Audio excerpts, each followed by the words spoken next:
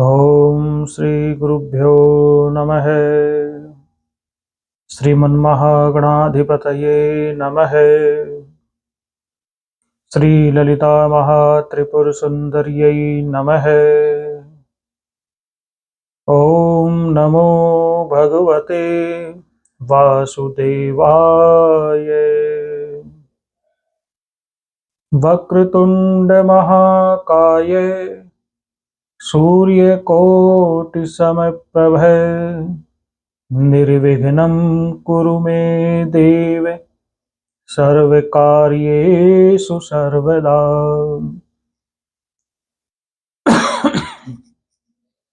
गुरुर्ब्रह्मा गुरुर्विष्णु गुरुर्देवो महेश्वर गुरुर्साक्षात् परब्रह्म तस्मै श्री गुरुवे नमः। मंगलं भगवान् विष्णु मंगलं गरुड़ध्वज मंगलं पुंडरीकाक्षः मंगलायतनं हरि। आज मार्गशीर्ष मास के महात्म्य की कथा हम सब सुनेंगे। मार्गशीर्ष मास भगवान का प्रिय मास है। श्रीमद् भगवद गीता में भगवान श्री कृष्ण ने अपनी विभूतियों का वर्णन करते हुए बताया है कि मासों में मैं मार्गशीर्ष मास हूं। मार्ग अर्थात रास्ता, शीर्ष का अर्थ सिर भी होता है। शरीर के अंगों में सिर की स्थिति जिस प्रकार सबसे ऊपर है, जिस प्रकार सिर को श्रेष्ठ माना गया है, अंगों में जिस प्रकार सिर की स्थिति सबसे ऊंची है, उसी प्रकार महीनों में भी मार्गशीर्ष मास की स्थिति सबसे ऊंची है। मार्गशीर्ष मास को अगहन मास भी कहा जाता है। अघ कहते हैं पाप को, हन कहते हैं नष्ट होने को। जिस मास में पाप नष्ट हो जाते हैं वह मास है अगहन मास। इस मास में प्रातः काल स्नान करने का नियम है। स्नान करके भगवान विष्णु की पूजा करने का नियम है। तुलसी माता की सेवा करने का नियम है। जिस प्रकार कार्तिक के महीने में भक्त लोग नियम पूर्वक स्नान आदि के द्वारा भगवान की प्राप्ति का प्रयास करते हैं, उसी प्रकार इस मार्गशीर्ष मास में भी भगवान की प्राप्ति का प्रयास भक्त लोग करते हैं। स्कंद पुराण के वैष्णव खंड में मार्गशीर्ष मास के महात्म्य की कथा है। उसी के आधार पर हम इस कथा को सुनेंगे। आइए सबसे पहले भगवान के नामोच्चारण के द्वारा अपने जिह्वा को हम पवित्र करें और भगवान का स्मरण करें। श्रीमन्नारायण नारायण नारायण, श्रीमन्नारायण नारायण नारायण, भजमन्नारायण नारायण नारायण, भजमन्नारायण नारायण नारायण, श्रीमन्नारायण नारायण नारायण, श्रीमन्नारायण नारायण नारायण, लक्ष्मी नारायण नारायण नारायण, लक्ष्मी नारायण नारायण नारायण, श्रीमन्नारायण नारायण नारायण, भजमन्नारायण नारायण नारायण, सूर्य नारायण नारायण नारायण, सूर्य नारायण नारायण नारायण, भजमन्नारायण नारायण नारायण, भजमन्नारायण नारायण नारायण, श्रीमन्नारायण नारायण नारायण। बोलिए नारायण भगवान की जय। धर्म की जय हो, अधर्म का नाश हो, प्राणियों में सद्भावना हो, विश्व का कल्याण हो। गौ माता की जय हो, वेद भगवान की जय हो, यज्ञ नारायण की जय हो, सब संतों की जय हो, सब भक्तों की जय हो, अपने अपने सद्गुरुदेव भगवान की जय हो। नमः पार्वती पतये, हर हर महादेव। आइए स्कंद पुराण के वैष्णव खंड के अंतर्गत श्री मार्गशीर्ष मास के महात्म्य की हम सब कथा सुनते हैं। सूत जी कहते हैं, देवकी नंदनम कृष्णम जगदानंद कारकम भुक्ति मुक्ति प्रदम वंदे माधवम भक्त वत्सलम। जो संपूर्ण जगत को आनंद प्रदान करने वाले तथा भोग और मोक्ष को देने वाले हैं, उन लक्ष्मीपति भक्त वत्सल देवकी नंदन भगवान श्री कृष्ण को मैं प्रणाम करता हूँ। श्वेत द्वीप में देवादिदेव भगवान रमाकांत सुखपूर्वक विराजमान थे। उस समय ब्रह्मा जी ने उन्हें प्रणाम करके पूछा कि हे हर्षिकेश, आप संपूर्ण जगत को धारण करने वाले हैं। आपके नामों का श्रवण और कीर्तन परम पवित्र है। आपने पहले कहा है, मासा नाम मार्गशीर्षोहम, महीनों में मैं मार्गशीर्ष हूँ। अतः उस महीने का महात्म्य क्या है, मैं यह यथार्थ रूप से जानना चाहता हूँ। श्री भगवान कहते हैं कि ब्राह्मण, जो कोई पुण्य करने वाले मेरे भक्त हैं, उन्हें मार्गशीर्ष मास का व्रत अवश्य करना चाहिए, क्योंकि यह मेरी प्राप्ति कराने वाला है। मार्गशीर्ष मास में मुझे सदैव अत्यंत प्रिय है। जो मनुष्य प्रातःकाल उठकर मार्गशीर्ष में विधि पूर्वक स्नान करता है, उस पर संतुष्ट होकर मैं अपने आप को भी उसे समर्पित कर देता हूँ। इस विषय में एक इस इतिहास का उदाहरण दिया करते हैं। इस पृथ्वी पर महात्मा नंद गोप सर्वत्र विख्यात थे। उनके रमणीय गोकुल में सहस्रों गोप कन्याएं थी। उन सबका चित्त मेरे स्वरूप में लग गया। तब मैंने उन्हें मार्गशीर्ष में स्नान करने की सलाह दी। उन्होंने उस समय प्रतिदिन प्रातःकाल विधि पूर्वक स्नान और पूजन किया, हविष्यान भोजन किया और अपने इष्ट देव को नमस्कार किया। इस प्रकार विधि पूर्वक मार्गशीर्ष व्रत का पालन करने पर मैं उन पर बहुत प्रसन्न हो गया और वरदान के रूप में मैंने अपने आप को ही उनको समर्पित कर दिया। अतः सब लोगों को मार्गशीर्ष व्रत की विधि का पालन करना चाहिए।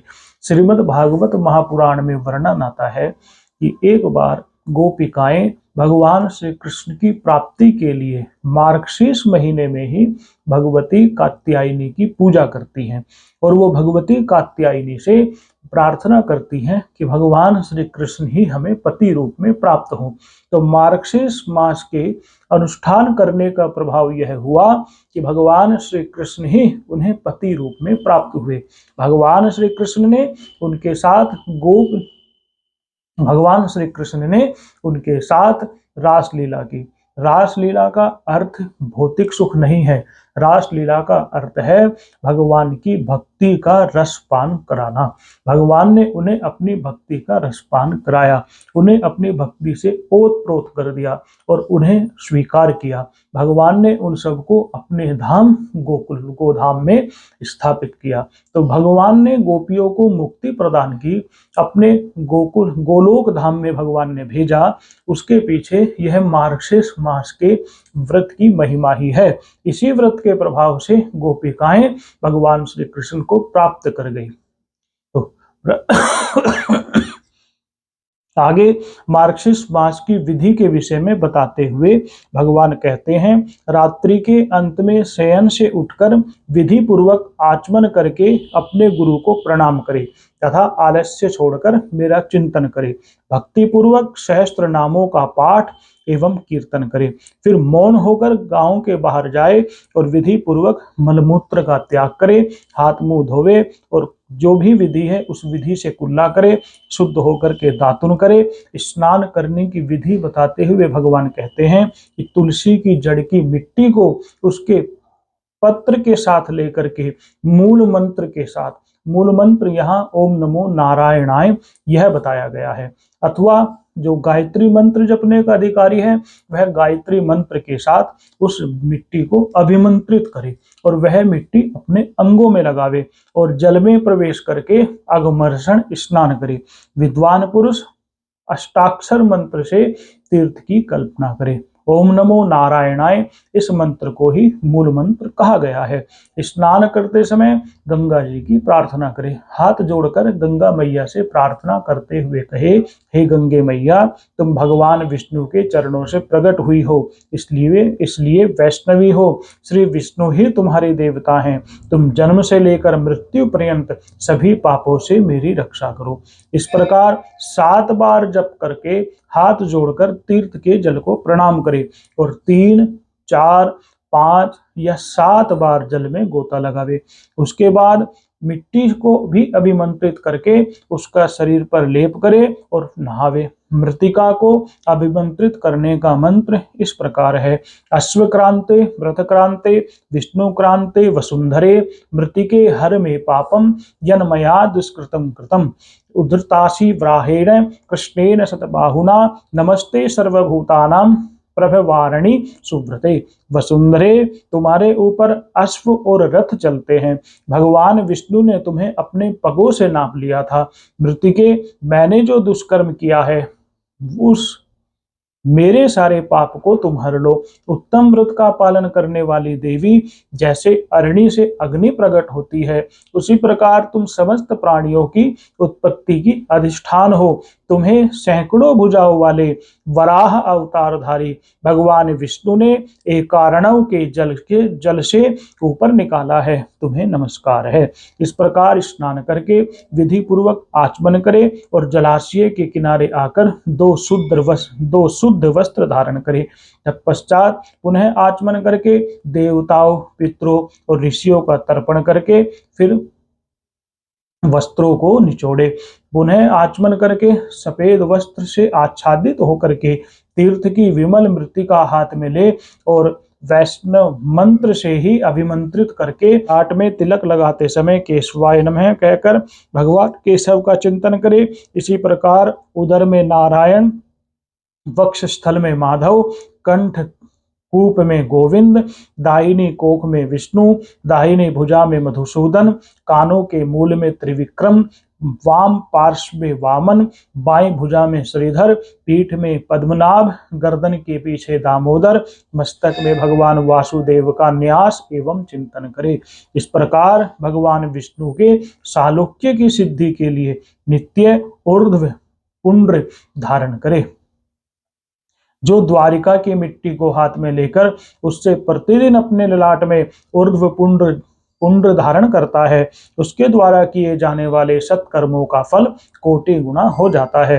ललाट में गोपी चंदन का तिलक करने से मनुष्य अपने कर्मों का अक्षय फल पाता है। जो ब्राह्मण गोपी चंदन का सुंदर ऊर्ध्व पुंड्र प्रतिदिन अपने ललाट में धारण करता है वह मेरे धाम में स्थित होता है और मैं लक्ष्मी जी के साथ उस घर में सदैव निवास करता हूँ। मृत्यु काल में जिसकी भुजाओं में, ललाट में, हृदय में और मस्तक में गोपी चंदन लगा होता है वह मुझ लक्ष्मीपति के लोक में जाता है।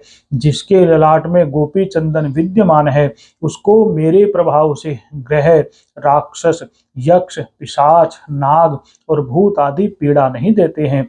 चतुरानन, मेरा प्रिय करने के लिए तथा अपने कल्याण और रक्षा के लिए मेरा भक्त प्रतिदिन सायंकाल और प्रातःकाल मेरी पूजा में और होम में एकाग्रचित होकर के ऊर्ध्व पुंड्र धारण करे। ऊर्ध्व पुंड्र से संसार बंधन का नाश हो जाता है। जो तुलसी की माला मुझे भक्ति पूर्वक निवेदित करके फिर प्रसाद रूप में उसको स्वयं धारण करता है उसके पातकों का नाश हो जाता है और उसके ऊपर मैं सदैव प्रसन्न रहता हूँ। जिसके घर में तुलसी की लकड़ी या तुलसी का हरा या सूखा पत्ता रहता है उसके घर में कलयुग का पाप नहीं फैलता है। इसलिए तुलसी की माला को प्रयत्न करके धारण करना चाहिए।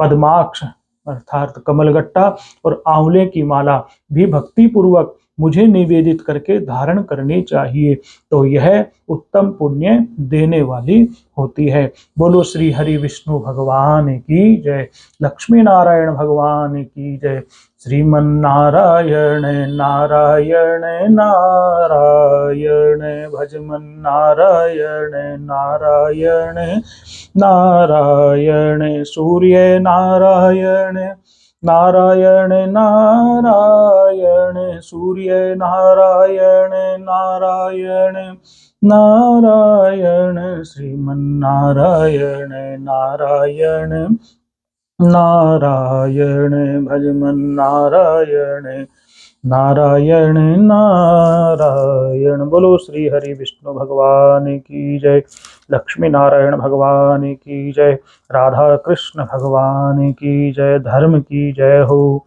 अधर्म का नाश हो, प्राणियों में सद्भावना हो, विश्व का कल्याण हो। गौ माता की जय हो, वेद भगवान की जय हो, यज्ञ नारायण की जय हो, सब संतों की जय हो, सब भक्तों की जय हो। नमः पार्वती पतये।